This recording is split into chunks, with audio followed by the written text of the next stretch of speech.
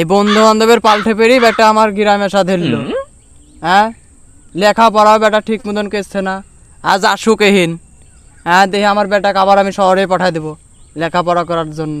আমার বড় স্বপ্ন একটা, যে আমার বেটাকে আমি ডাক্তার বানাবো।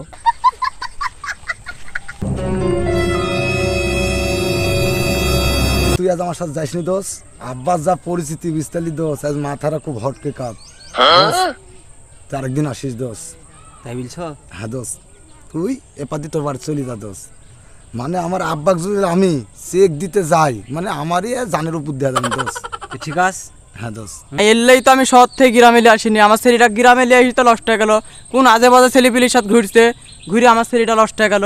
আজ তুই এ আল্লাহ, এই বন্ধু বান্ধবের পরই বাপের কাছে আমি খারাপ হয়ে যাই, কি করি বাড়িতে যাবো না। আল্লাহ, আমার একটা স্বপ্ন আছে যে তোমাকে আমি ডাক্তার বানাবো। আমার স্বপ্নটা তুমি পূরণ করবে না?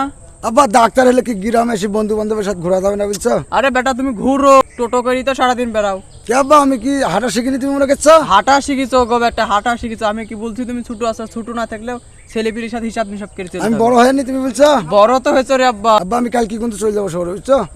আচ্ছা, তুমি তো আমার আব্বা না, তুমি মনে হয় আমার পিওর আব্বা।